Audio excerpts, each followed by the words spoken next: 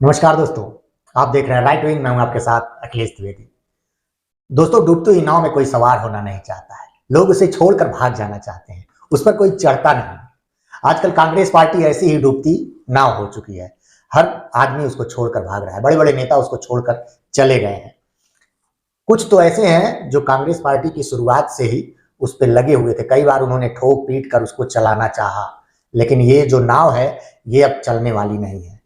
बहुत सारे लोग भाग गए हैं, बहुत सारे लोग कतार में हैं जो आने वाले दिनों में भागेंगे।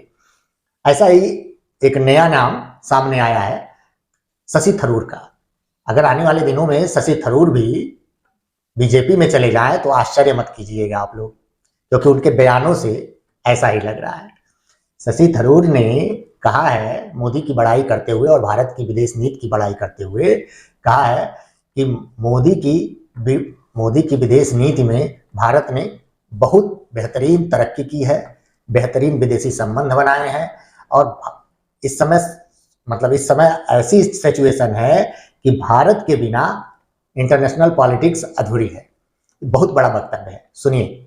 Dialogue, which was instituted now 10 years ago, is a very good innovation because it makes India a place where a number of countries, about 118 countries this time, come to see what's going on in India, but also to meet each other. They discuss issues in common and they have networking on the sidelines of this dialogue. I think that's a very good initiative. It's been taken by both the Ministry of External Affairs and by the Observer Research Foundation. Good private-public partnership, which I think certainly gives India's diplomacy a good image with all the countries that come and participate. And as this grows in importance and we keep attracting more and more prominent people, definitely this will be a major forum for the country. दोस्तों, इससे पहले भी ये कोई शशि थरूर अकेले नहीं है। इससे पहले भी बहुत सारे नेता, अगर आप देखें तो बहुत सारे नेता, अच्छे अच्छे नेता जो कांग्रेस के काफी कांग्रेस जो नेतृत्व है, राहुल गांधी, सोनिया गांधी, उनके काफी करीबी माने जाते हैं। ये माने जाते थे कि ये लोग कांग्रेस की धूरी हैं, ये आने वाले समय में ये लोग कांग्रेस का बेड़ा पार करा देंगे। लेकिन ये लोग खुद या तो मोदी की नीतियां कहें, भारत सरकार की नीतियां कहें, या फिर अपना राजनीतिक भविष्य सुरक्षित करने के लिए कांग्रेस को छोड़ के जा चुके हैं। उसमें बहुत सारे नेता हैं। अगर हम ज्योतिरादित्य सिंधिया की बात करें, अगर हम मिलिंद देवड़ा की बात करें, आरपीएन सिंह की बात करें, जितिन प्रसाद की बात करें, या अभी 10 दिन पहले आए अशोक चौहान की बात करें, इन लोगों की बात करें तो ये लोग कांग्रेस के कोर नेता माने जाते थे, लेकिन सारे के सारे किक करके छोड़कर जा चुके हैं। बहुत सारे अभी लाइन में हैं। अब जरा देखिए, शशि थरूर पर हम इसलिए बात कर रहे हैं कि जिसको जरा थोड़ा सा सोचिए कि जिस मोदी की नीति को, जिस भारत सरकार की नीतियों को कांग्रेस के बुजुर्ग युवराज अरे राहुल गांधी साहब पानी पी पी कर कोसते हैं। मतलब अगर वो कोसे ना तो उनके दिन की शुरुआत नहीं होती है। हम समझ सकते हैं उनकी हताशा है। 10 साल से वो सरकार में नहीं है, आने वाले कई सालों तक रहेंगे भी नहीं, ये भी तय है, लेकिन उनकी हताशा है। और हताशा जाहिर सी बात है सरकार पर निकलेगी, और सरकार में भी मोदी सबसे बड़े चेहरे हैं तो उन पर निकलेगी, तो वो निकालते रहते हैं। इसमें हर विपक्षी का काम है, हर जो भी विपक्ष में होता है वो सरकार पर अपनी खींच निकालता है। ये भी निकाल रहे हैं, हालांकि ये कुछ ज्यादा निकाल रहे हैं। अब उन्हीं जिसको ये गाली देते हैं उसी को कांग्रेस के कामदेव और बहुत ही खूबसूरत अंग्रेजी बोलने वाले शशि थरूर जी तारीफ कर रहे हैं। उसी बात की, उन्हीं नीतियों की तारीफ शशि थरूर कर रहे हैं। इससे पहले भी कुछ जगहों पे वो कर चुके हैं तारीफ भारत सरकार की, भारत सरकार के नीतियों की। अब की बार तो उन्होंने खुलकर समर्थन किया है जो इंटरनेशनल पॉलिटिक्स है उसमें भारत की स्थिति का। तो ये सारी बातें हैं। अब अगर देखा जाए तो क्या कारण है, क्या जो कांग्रेस का नेतृत्व, हालांकि मुझे जो मेरा मानना है उसमें कांग्रेस के नेतृत्व के नाम पे, आला कमान के नाम पे सिर्फ राहुल गांधी आते हैं। बाकी तो किसी को कुछ भी कह दिया जाए कि फलाना ये हैं, रमेश हैं, जयराम रमेश हैं, वेणुगोपाल है, सोनिया गांधी है, कुछ नहीं, सब सिर्फ राहुल गांधी। राहुल गांधी ने कह दिया कि ये जो सूरज निकला है ये आज नहीं डूबेगा, तो पूरा कांग्रेस, जो पूरी कांग्रेस की पलटन है, वो आज ये साबित करने पे लग जाएगी कि अब तो बाबा ने कह दिया है अब नहीं डूबेगा। वो अगर कह दें कि ये गाय नहीं ये सांड है, तो पूरी कांग्रेस उस चीज को सांड कहने पे लग जाएगी। ये स्थिति है। आलू से सोना निकालने तो पूरी कांग्रेस उसको डिफेंड करने लग जाती है। इधर से डालोगे तो उधर से सोना निकलेगा, आलू डाल के आप देखिए, ये सारी स्थिति है। खैर, ये तो राहुल गांधी की बुद्धिमत्ता के बारे में हम बात करने लगे थे। बुद्धिमत्ता को हम साइड में करते हैं, राहुल गांधी बड़े बुद्धिमान है तो उसको हम साइड में कर देते हैं। बात करते हैं भगोड़े नेताओं की, बीजेपी में आने वाले कांग्रेसी नेताओं की। अभी कुछ दिन पहले अपने कमलनाथ बाबू, ये भी जो कांग्रेस के बड़े खास माने जाते थे, गांधी परिवार के एकदम चहेते थे। अब पता नहीं लोग उनके बारे में बहुत सारी बातें करते हैं, लेकिन हम तो ये भी यही जानते हैं कि बड़े चहेते थे। और चाहे वो भी अपनी एड़ी चोटी का जोर लगाए थे अपने बेटे नकुलनाथ के साथ कि किसी तरह हम भाजपा में हम चले जाएं।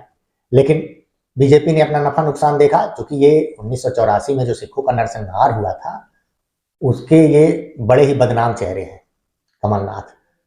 तो नफा नुकसान देखा गया, फिर उसके बाद इनको मना कर दिया गया, भाई साहब जहां हो वहीं रहो, यहाँ तुम्हारी दाल नहीं गलने वाली है। लेकिन जरा सोचिए, कमलनाथ जैसा आदमी अगर कांग्रेस छोड़ के जा रहा हो, जाने की मानसिकता बना लिया हो, तो इसके पीछे क्या कारण है? जाहिर सी बात है, एक वीडियो भी आया था, आप लोगों ने देखा भी होगा, कि उसमें राहुल गांधी का पुराना वीडियो है जिसमें कमलनाथ को कमल कमल कह के बोल रहे हैं राहुल गांधी। तो कहीं ना कहीं ये भी है कि राहुल गांधी किसकी कितनी इज्जत करते हैं, ये अब नेता लोग समझ रहे हैं। तो अपनी इज्जत को भी बचाना है, क्योंकि धीरे धीरे पुराने लोगों के साथ साथ नए लोगों को भी कांग्रेस में साइडलाइन कर दिया गया है। जो लोग अपना सब कुछ खपा चुके हैं उनको अभी तक कुछ मिला नहीं, तो इसलिए भी वो जाना चाहते हैं और वो गए भी। तो दोस्तों, ये जो पूरा सीन बन रहा है, आने वाले समय में 2024 का चुनाव हो सकता है मार्च के पहले सप्ताह या दूसरे सप्ताह में अधिसूचना जारी हो जाए 2024 के चुनाव के लिए। और चुनाव की तैयारियां तो हर पार्टी कर ही रही है। राहुल गांधी भी अपनी न्याय यात्रा निकाले हुए हैं, प्रधानमंत्री मोदी के नेतृत्व में बीजेपी भी कई जगहों पे सभाएं कर रही है, मोदी जा रहे हैं, अमित शाह जी जा रहे हैं, और भी जो भी नेता हैं वो जा रहे हैं, तो सबकी तैयारी चल रही है।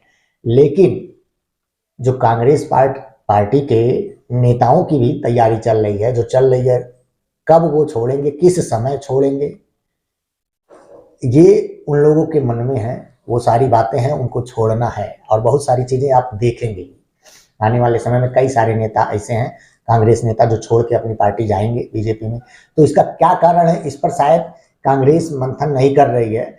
अगर कोई एक नेता छोड़ के जाता है तो उस पर इनका जो गैंग है, जो चाटुकार गैंग है, वो कहने लगते हैं अरे उसको भगना था, भग गया, वो कभी भी ईमानदार था ही नहीं, ईमानदार होता तो छोड़ के जाता क्यों? क्या यही एक कारण है कि ईमानदार होता छोड़ के जाता क्यों? अगर आदमी ईमानदार है तो क्या उसको अपनी इज्जत नहीं प्यारी है? जरूर प्यारी है। कोई कितना भी ईमानदार हो, लेकिन ईमानदारी करते करते अगर उसकी बेइज्जती की जाए तो भी जाता है, भग जाता है, वहां रहता नहीं है। यही हालत शायद कांग्रेस के नेताओं का है, जो लगातार भग रहे हैं। खैर, ये कांग्रेस पार्टी की बात है। कांग्रेस पार्टी कब तक इस बहकावे में रहती है कि जो जा रहे हैं उनको रोकना नहीं है, जो जा रहे हैं उनको जाने दिया जाए, ये तो आने वाला समय बताएगा। लेकिन हमें लगता है कि राहुल गांधी को आगे बढ़कर रोकना चाहिए, राहुल गांधी को कुछ पहल करनी चाहिए कि नेता क्यों छोड़ के जा रहे हैं, कुछ तो कमियां हैं, हमको उनको ठीक करनी चाहिए। प्रॉपर एक मीटिंग रखनी चाहिए, बागी नेताओं को सुनना चाहिए कि वो क्या कहते हैं। अभी कांग्रेस और आम आदमी पार्टी का गुजरात के भरूच से गठबंधन हुआ है, वहां की सीट आम आदमी पार्टी को दे दी गई है। अब वहां खबर आ रही है, चूंकि उस सीट पे कांग्रेस के थिंक टैंक जो पहले कहे जाते थे, अहमद पटेल चुनाव लड़ा करते थे, अब उनका परिवार चाहता था कि उनके परिवार से ही कोई लड़े, लेकिन आम आदमी पार्टी और कांग्रेस के गठबंधन के कारण वो सीट आम आदमी पार्टी है, वहां से आम आदमी पार्टी का उम्मीदवार लड़ेगा गुजरात में। तो उससे अहमद पटेल का परिवार नाराज बताया जा रहा है, और शायद उनके परिवार से कोई बागी होकर वहां लड़े। अब देखिए, वहां बागी होकर लड़ेंगे तो उनसे बातचीत नहीं की जाएगी, उनको लड़ने दिया जाएगा। अहंकार ऐसी चीज है कि जो पार्टी के साथ साथ जनाधार को भी तोड़ देती है। और अगर वहां अहमद पटेल के परिवार का कोई लड़ा तो जाहिर सी बात है एक बहुत बड़ा समर्थन वहां अहमद पटेल के परिवार के लिए है, सहानुभूति है।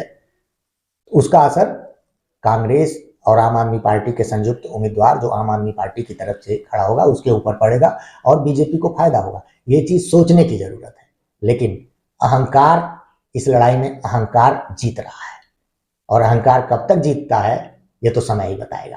खैर दोस्तों, आज के अंक में इतना ही। अगले अंक में फिर मुलाकात होगी। तब तक के लिए नमस्कार, जय हिंद।